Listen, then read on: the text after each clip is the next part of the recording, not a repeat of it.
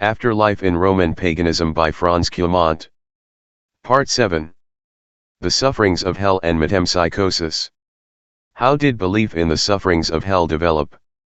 Of what elements was it formed? Through what vicissitudes has it passed? These are questions which it is difficult to answer precisely, for the reason that the pains reserved for the impious in the beyond were in the Greco-Latin world taught especially by mystic sects, who placed them in contrast to the bliss granted to the initiate. It is possible, however, to note the genesis and general evolution of the opinions on this point which reigned in the Roman Empire. Already in the Odyssey, three who are surpassingly guilty detach themselves from the grey crowd of the shades who lead an uncertain life in Hades: Titaius, Tantalus, and Sisyphus. All three committed grave assaults on the gods, who in revenge condemned them to eternal torture. The gigantic body of Titaius is unceasingly gnawed by vultures. Tantalus is plunged in upon the water of which flees from his eager lips, while above him is a tree of which the fruit escapes from his hand as he wishes to seize it. Sisyphus unendingly rolls to the top of a hill a rock which always tumbles back down the slope. These souls, in order that their suffering may be more cruelly felt, have in Hades a vitality beyond that of the common run of the dead, who are pale, flimsy, half-animate phantoms. To this Homeric triad of sufferers especially chastised by the divinity, further unhappy souls, whom an inexpiable crime had vowed to everlasting pains, were afterwards added Ixion turning on the will to which he was fixed, Theseus and Pirithous enchained, the Danaides carrying water in a leaking vessel, and others. Thus was formed a group of legendary personalities whose crimes and punishments came to be the traditional themes of every description and representation of Tartarus in poetry and art until the downfall of paganism. But these convicted souls were no longer conceived, as they were by Homer, to be exceptional offenders on whom the gods avenged a personal insult. They had come to be the prototypes of men who, for like faults, would be similarly chastised, the terrible examples of the lot which divine wrath reserved for all who provoked it. They were explained as the incarnations of the different passions and vices, the representatives of the various classes of sinners on each of which a determined punishment was inflicted. The first authors of this new conception seem to have been the Orphic and Pythagorean theologians. Homer names only one class of criminals whom the Erinyes torture beneath the ground, the perjurers. But here again the motive of the punishment is a direct provocation of the gods. By the formula of execration which ended their oath, the perjurers had surrendered themselves to divine vengeance, if they broke their faith, and this is why a place apart among the sufferers of the underworld was always kept for them. The Orphics, who were the first to separate in the underworld the region of Tartarus from the Elysian fields, were also innovators as regarded the character of these contrasting dwelling places. Notably, there was among their books a descent into Hades, which described its joys and pains. If the blessed were admitted to the flowery meadows where they enjoyed the delight of a perpetual feast, the profane, those who had not been purified by the rites of the sect, were plunged in darkness and mire, which was either intended to recall the moral uncleanness of all who had not taken part in the cathartic ceremonies, or else implied that these shades were figured like the penitents who, seated in the mud of the road, proclaimed their sins to passers-by. Orphism conceived the suffering undergone beyond the tomb as an expiation. The soul which had not been able on earth to keep itself from the pollution of matter and to escape from the passions, thus found again the qualities which it had lost. After a fixed term, it returned to another life wherein it had another chance to render itself worthy of the lot of the blessed. We shall speak presently of this transmigration. Moreover, the intercession of the living in favor of the dead, the sacrifices offered up on their behalf, could, according to the Orphics, deliver them from their pains. But the Orphics taught also that side by side with those who thus purified themselves in infernal regions before returning to earth, there were others, more guilty, who were vowed to eternal punishment. The old Homeric belief was thus taken up and developed. The evil souls, whose ways nothing could mend, were immured forever in the underground prison, where they became the companions of the great criminals whom mythology plunged in Tartarus. This capital distinction between the two classes of the inhabitants of hell, those condemned for a time and those condemned in perpetuity, was transmitted down to Virgil and appears distinctly in the Aeneid. Infernal justice is a court of appeal from earthly justice. Like the city, Hades has its tribunal, but the judges who sit there are infallible. It has its laws which are unremittingly applied to whoever has broken those of his country. It has its executioners, responsible for carrying out its sentences, the Furies, and later the demons. Similarly, the pains of Hades are always conceived as an imitation of those which were every day inflicted on criminals. The guilty were bound in unbreakable chains, as in the prisons. The Erinyes struck them with their whips, as they were flogged at the order of the magistrates. Fierce monsters bit them, as their bodies were thrown to the beasts or devoured by them in an infamous charnel place. The old custom of retaliation continued to be followed in the other world, where the dead were treated as in life they had treated their victims.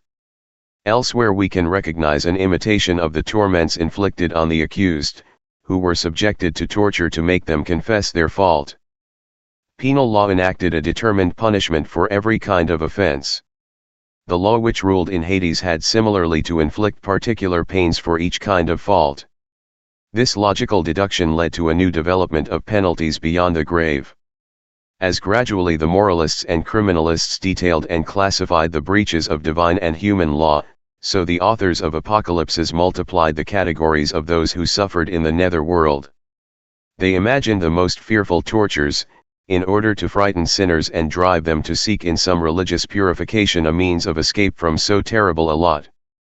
In a myth which Plutarch has introduced into his book on the belated vengeance of the gods, he shows us hypocrites, who have hidden their wretchedness under the appearance of virtue, obliged to reverse their entrails so that the inner side of them may be seen, haters who devour each other, and misers plunged into and plucked out from lakes of burning gold, icy lead, and jagged iron. The text which describes these sufferings of the other world in greatest detail is the fragment of the apocryphal Apocalypse of Peter, which was found in Egypt some 30 years ago and dates at least from the 2nd century of our era. The vision of hell here opposed to that of heaven is like a first sketch for the tragic picture of the dwelling of the damned which Dante was to draw in his Inferno. The fragment enumerates a long series of criminals who are punished by black-robed angels and receive the treatment appropriate to the nature of their faults. Blasphemers are hanged by the tongue. The mouths of false witnesses are filled with fire. The rich who have been merciless to the poor roll, clothed in rags, on sharp and burning pebbles. Other tortures are like the sports of macabre fancy.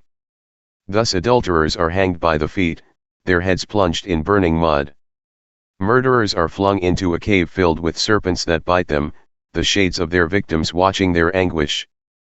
A learned philologist has undertaken to prove that this repulsive picture of the dwelling of the damned had its origin in the Orphic books.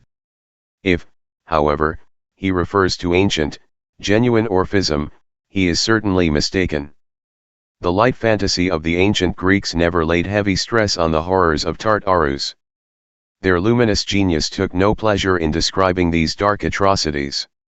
There is no evidence that they ever formulated, point by point, a penal code which applied in the kingdom of Pluto. The Romans, whose legal mind might have led them to do so, were kept from such aberrations by their lack of imagination. Their infernal mythology remained rudimentary. Even Virgil, who is the interpreter of the Hellenic tradition, never alluded except in passing to the infinitely diverse forms of crimes and their punishments. The Etruscans peopled the infernal regions with awful monsters.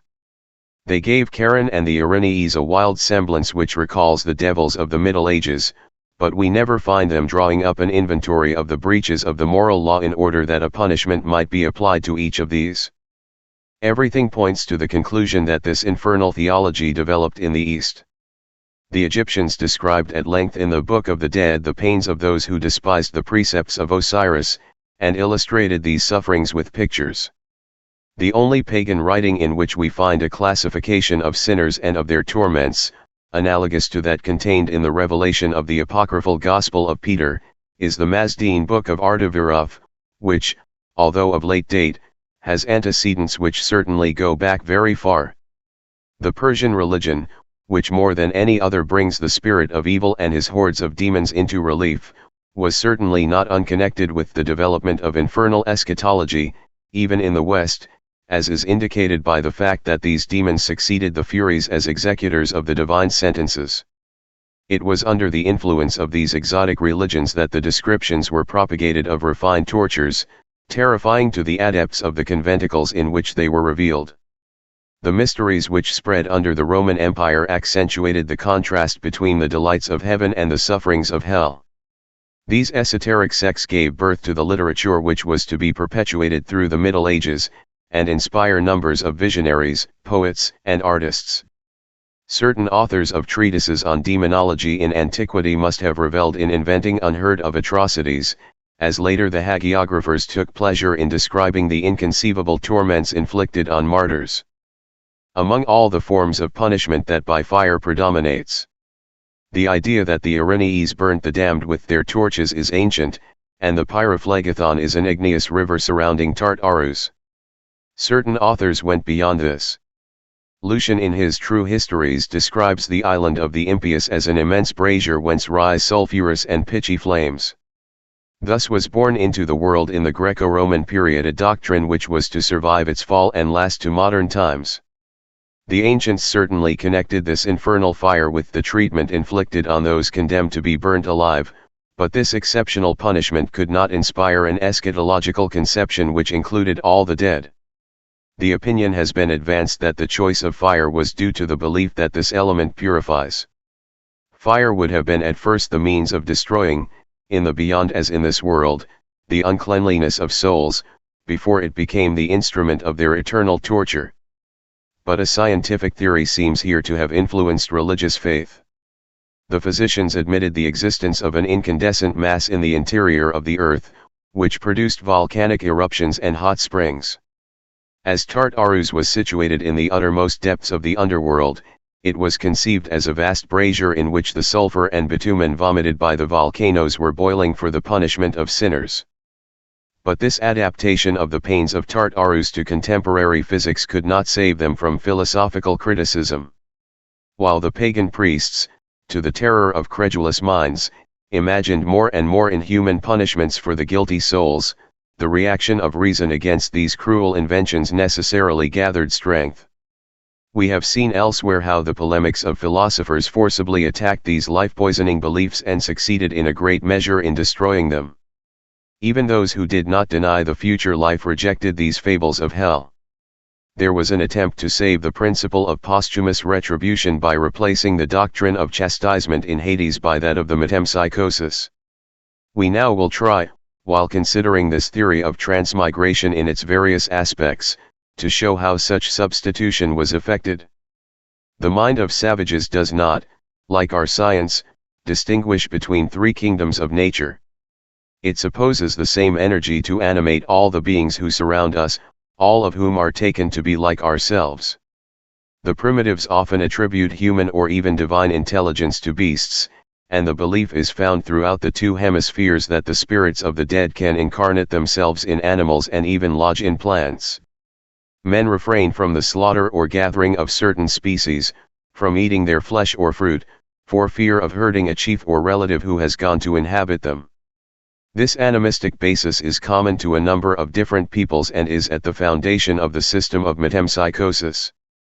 But that which makes the grandeur of this theory, which won countless adepts throughout the centuries and the world, is that it transformed this naive idea, which had no moral bearing, into a doctrine of retribution and liberation.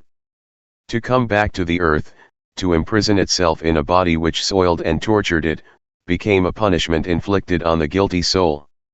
The soul could not attain to supreme felicity until it had purified itself by long suffering and had gradually, through a cycle of rebirths, freed itself from carnal passions.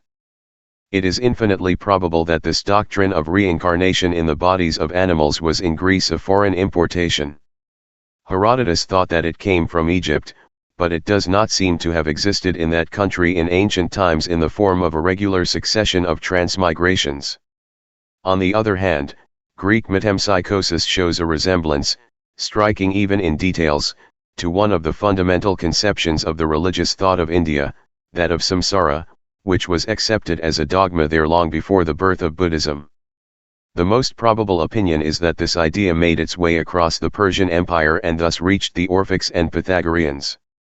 It is, however, not unlikely that, like Babylonian astrology, Hindu eschatology was propagated as far as Egypt at a comparatively recent date, that is, about the 6th century BC, and that the information given by the father of history may be at least partly correct, Egypt having served as an intermediary between India and Greece. We have not, however, to discuss here this problem of the origins of metempsychosis, nor to follow the development of the doctrine in ancient Greek philosophy. In the period with which we are concerned, it had already long been traditional in the Pythagorean and Platonic schools. It was not only a philosophical theory but also a tenet admitted by several religions.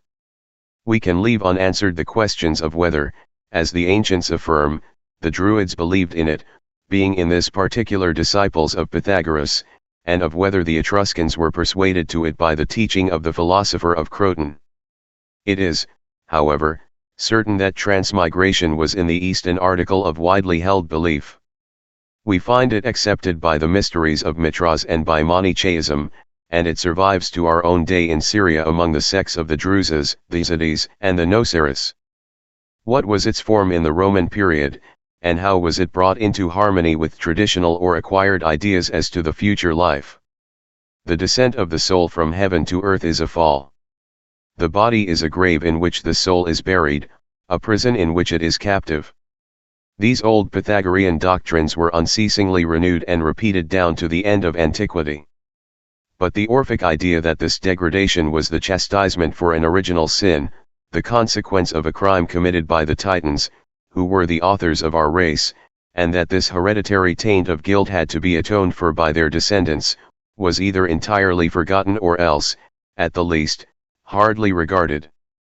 The equally ancient conception that a bitter and cruel necessity constrains souls to incarnate themselves, was, on the contrary, emphasized in consequence of the spread of astrological fatalism. Their alternate descent and ascent was conceived as governed by a cosmic law, like the progress and regress of the planets. The cycle of eternal generation, which is eternal, like the revolutions of the heavenly bodies, causes mind to circulate through matter which it animates. This transmigration could be conceived in various ways. A first theory, in which the influence of Stoic pantheism can be recognized, lays stress on the identity of individual souls with the universal soul, of which they are particles. One single divine principle awakens life in all nature. It passes from being to being, quickening their various forms, and that which is said to be death is no more than a migration. The number of the souls that people the earth is determined from the beginning. They change their dwellings but not their essence. Hardly has the human soul left one body before it enters another. This continuous traveling causes it to go through all the degrees of the animal hierarchy. It will pass, successively, into a bird, a quadruped, a fish, a reptile, and then return to man. This is why it is impious to devour the flesh of our lower brothers and why the sage must practice vegetarianism. Some thinkers, however, drawing logical conclusions from the admitted premises, asserted that the life of the vegetable kingdom derived from the same migration as that of the animal kingdom and that the soul of man could enclose itself in plants. It was to this teaching that Seneca alluded when he gave the name of apocolocyntosis, transformation to a pumpkin, to his satire on the apotheosis of the Emperor Claudius. This eschatological doctrine had in reality nothing in common with morality. If an uninterrupted chain unites the existence of all species, if life propagates itself fatally from man to the lower beings, this necessity seems to exclude all hope of posthumous reward. In order to bring the need of a retribution in afterlife into agreement with the belief in the fatal circle of migrations, it was stated that the good entered the souls of peaceful and tame animals, the wicked those of wild beasts. This is why Alexander of Abonotikos predicted to a devotee that he would be in afterlife first a camel, then a horse, and end by being a great prophet like himself. Hermes Trismegistus even claimed to know that the just became eagles among birds, lions among quadrupeds, dragons among reptiles, dolphins among fish. but the lot even of these privileged souls might not seem very enviable. The moralists, therefore, relaxed the rigor of the system and exempted noble spirits from bestial degradation. All souls were no longer condemned to dwell in the bodies of animals, but only those whose low inclinations had assimilated them to brutes. They inhabited the species which best conformed to their instincts. Thus debauchees became hogs in another life. Cowards and slug-guards, fish. The light-minded and frivolous, birds. The pagan theologians ingeniously and laboriously interpreted the story of Circe's changing the companions of Ulysses into beasts as an allegory of metempsychosis. Circe became the circle of the reincarnations which were undergone by those who emptied the magic cup of pleasure, and whence the wise Ulysses escaped, thanks to Hermes, that is, to reason which instructed him. Transmigration thus became less an inevitable law of nature than a punishment of the guilty. But this punishment did not overtake only those who were reborn in animal shape. All physical defects and moral taints, which afflict man from his entry into the world, were the consequence of his crimes in an earlier life. The old Pythagoreans combined the doctrine of the metempsychosis with that of the pains reserved for the wicked in a hell beneath the earth. But we have seen how the belief in the tortures of Hades was combated until it yielded and was discredited. Metempsychosis dared to do without these incredible subterranean tortures and thereby acquired a new importance. It supplied the means of maintaining the dogma of posthumous retribution without imposing a blind faith in the foolish fables of the poets. Souls were held to pass immediately from one body to another without leaving the earth, rising or sinking in the scale of beings in accordance with their merits or demerits. Thus Hades becomes our corporeal life in which we expiate the faults of a previous life. The Furies are the passions which strike us with their whips and burn us with their torches. 448 The ingeniousness of the theologians found an explanation for each of the tortures described by the old mythology. Tantalus threatened by the rock is the man obsessed by the fear of heavenly wrath. Titaios, whose entrails are devoured by vultures, is the lover whose heart is gnawed by care. Sisyphus rolling his rock becomes the ambitious man who exhausts himself with vain efforts. The Danaides carrying water in a leaking vessel, which empties as it is filled, are the insatiable souls who give themselves up to pleasure and never have enough of enjoyment. Even the old precepts of the Pythagorean school were twisted from their ordinary meaning and became symbols of this eschatology. A popular taboo, admitted by the sect, was formulated in the sentence, "If thou leave thy dwelling, turn not round lest the Erinyes pursue thee." The first meaning of this prohibition, which is known to the folklore of many places, is that to turn round as one leaves one's house is to run the risk of being assailed by the spirits who haunt the threshold. But the doctors of Neo-Pythagorism did not thus understand the saying. For them, the dwelling was the body, the Erinyes the passions. When souls left the body they must not return thither or the passions would attach themselves to them and make them their victims. Here, however, we touch on another form of metempsychosis. The ancients make a distinction between the doctrine of reincarnation or reincorporation, and rebirth or palingenesis. This latter word is not here taken in the Stoic sense of the eternal return of things, a series of cosmic cycles in which the same phenomena are exactly reproduced. It is used to designate a transmigration separated by intervals, a process which is not continuous. In the first kind of metempsychosis there is, properly speaking, no rebirth, for the soul does not leave the earth, but there unceasingly accomplishes its circular journey through the living world. On the contrary, according to the second theory, it does not immediately resume possession of a body. It remains disincarnate for a long period of years, for Virgil as for Plato the number is 1000, and thus leads a double existence of which its passages to this world take up only the lesser part. It is not even fatally constrained to redescend to the earth. If it has kept itself free from all corporeal defilement, it will soar to heaven and dwell there forever. But if, during his sojourn on the earth, man has given himself up to the pleasures of the senses, his soul becomes attached to his body. At first it cannot separate itself from the corpse, around which it circles, plaintively regretting the joys it has lost. It desires again to enter the flesh which was the instrument of its voluptuousness.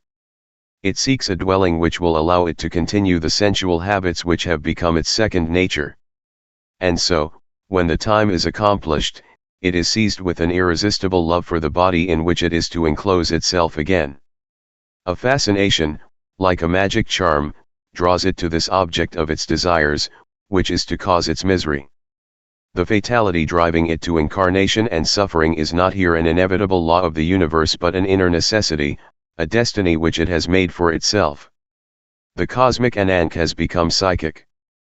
Thus every vicious tendency contracted by the soul during its abode in this world has for the soul consequences which their long duration makes more momentous. If virtue enables it to rise upward at each new birth and to acquire, as the ages revolve, an ever-increasing perfection, perversion of character produces effects which are calamitous not only in this life but also in several other lives through the centuries. Moral laws are no less infallible than physical laws. Right or wrong, every act has to be paid for with harm or benefit in the long chain of incarnations. By his acquired disposition, man determines his future throughout a sequence of generations. The evil he suffers is to be imputed not to the Creator but to himself. A bust of Plato found at Tivoli and now preserved in San Francisco has graven on it the following sentence of the Master as to the lot of immortal souls: "The fault is the chooser's. God is without fault." The very fact of birth was a pain for the soul, since it tore it from its celestial home and plunged it into a soiled and troubled world. Consequently, it was not necessary for the soul's chastisement that it should descend into the body of animals. Indeed, certain thinkers rejected this kind of metempsychosis. A reasonable spirit could not, they held, dwell in a being deprived of reason. Transmigration occurred therefore exclusively from man to man and from beast to beast. Such was the opinion defended by Porphyry and Jamlichus, who, in order to dispose of the texts of Plato which were contrary to this theory, upheld that he spoke figuratively, and that his asses, his wolves, and his lions signified persons who resembled these beasts in ignorance or ferocity. It is seen that this metempsychosis was getting far away from that which had its origin in the primitive beliefs. The cycle of generation was no longer conceived as a flux of life circulating throughout the variety of the animate beings peopling the earth, but as the descent and the ascent of a psychic essence, passing alternately from heaven to earth and from earth to heaven. It is to these doctrines that Virgil alludes when in the Aeneid he shows us, gathered in a remote place of the Elysian fields, the shades whom after 1,000 years a god calls to come in a great troop to the river Lethe, there to drink the forgetfulness of the past, whereby they begin again to wish to return to the body. But the poet also gives us precious hints as to the lot reserved for the soul in the interval between its incarnations. For Palingenesis, unlike the doctrine of perpetual reincorporation, left a place for chastisement in the infernal regions. These were however situated, as we have seen, for the Pythagoreans and Posidonius, whom Virgil interpreted, not on earth but in the air. It was there that the soul had to purify itself from the stains acquired while it was in touch with the flesh. This pollution, we know, was conceived in a very material form. The texts speak of a thickening of the subtle substance of which the soul is formed, of concretions encrusting it, of indelible marks with which the vices stain it. When the soul left the corpse, of which it kept the form, it first, as we have seen, floated in the ambient air. When it was not weighed down by the matter with which it had become impregnated, the breath of the atmosphere raised it gently and, gradually warming it, bore it to the heavens, and this is why the winds are often represented on tombstones. But these winds, fierce divinities, could also cause the soul to expiate its faults bitterly. If it had lost its purity and lightness, the whirlwinds drew it into their vortex, the storms rolled and buffeted it, thus violently tearing away the crust which had become attached to it. The souls were thus freed from defilements contracted during life just as linen hung in the air is bleached and loses all odor. Their passage through the air did not complete their purification. In the East the idea was old that above the firmament was found the great reservoir of the waters which fell to the ground as rain. Beyond, a burning zone must extend, where the heavenly bodies were lit, and a river of fire, identified with the pyrophlegathon of the Greeks, was imagined. These old mythological ideas were brought into relation with Stoic physics. Above the region of the winds stretched that of the clouds, in which the rain, the snow, and the hail were formed, and higher still there was the burning air, in which the lightning flashed and which touched the starry spheres. The souls must blaze a path through these obstacles. After being tossed and blown about by the winds, they were drenched by rain and plunged into the gulf of the upper waters. They reached at last the fires of heaven, of which the heat scorched them. Not till they had undergone this threefold trial, in the course of which they had passed through countless years of expiation, did they at length find peace in the serenity of the luminous ether. Virgil, in the passage already quoted, alludes to this doctrine when, in speaking of the souls, he says, Alii panduntur inanes. Suspensi adventos, alii subgurgite vasto. Infectum illuit ursulus, aut exuritur igna. Some are exposed, hung lightly to the winds. As to others, the crime infecting them is washed away in a deep gulf or burnt by fire. In an eschatological myth, which Plutarch borrows from Demetrius of Tarsus, he shows us guilty souls who seek to reach the moon and who do not arrive thither, but are hunted and buffeted as by swelling billows, and others who have reached the goal, but are rejected and plunged from on high into the abyss. Similarly, Hermes Trismegistus depicts souls flung from the height of heaven into the depths of the atmosphere and delivered to the storms and whirlwinds of warring air, water, and fire. Their eternal punishment is to be tossed and carried in different directions by the cosmic waves which roll unceasingly between earth and heaven. The passage of souls through the elements is represented symbolically on a funeral monument almost contemporary with the verses of Virgil, which was discovered near Scarbantia in Pannonia. Above the portraits of the deceased, there appear first in the spandrels of this Sippus two busts of the winds facing each other. Higher up, on the arched rave, are two tritons, and on each side of a trident two dolphins, which evidently represent the idea of the watery element. Finally, at the top of the stone, in the pediment, we see two lions.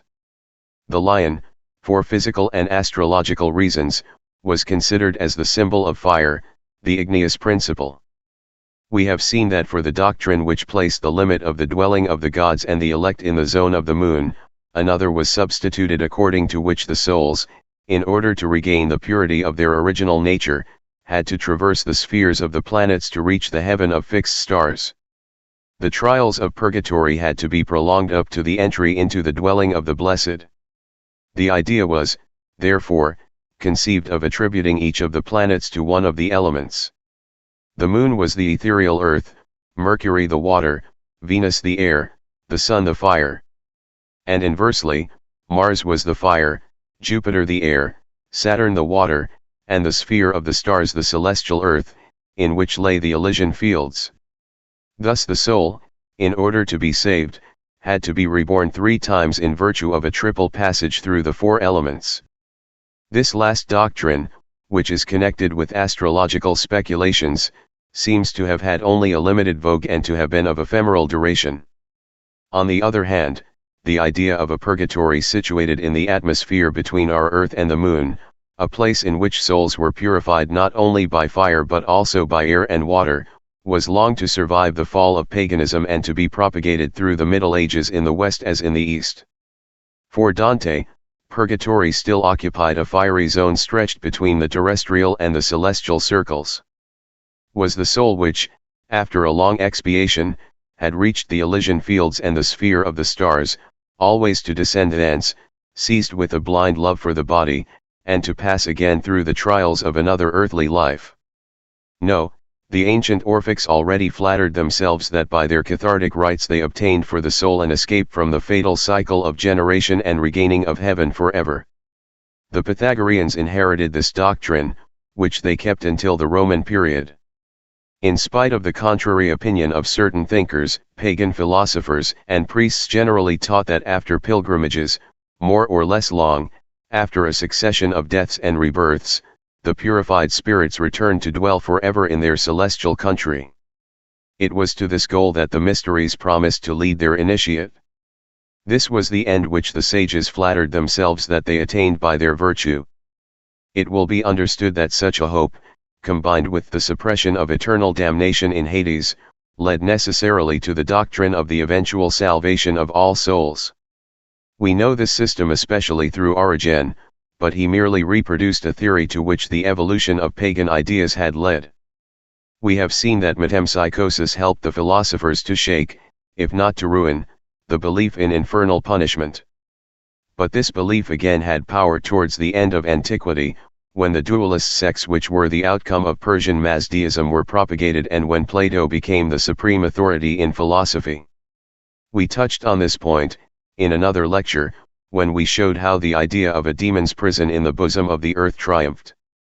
Thus, when the Roman world was in its decline, men came back to the old threefold distinction of the Orphics and the Pythagoreans.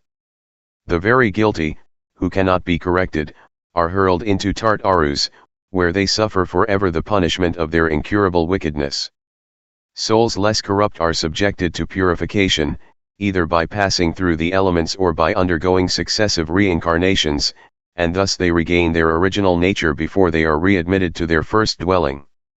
Finally, the most perfect souls, those of the wise who have freed themselves from the domination of the body and have not let themselves be contaminated by matter, and those of the pious faithful, to whom religious lust rations have given back their purity or whom initiations to the mysteries have made equal to the gods, at once rise again to the celestial spheres. In the next lecture we shall speak of the rewards reserved for them in the dwelling of the blessed.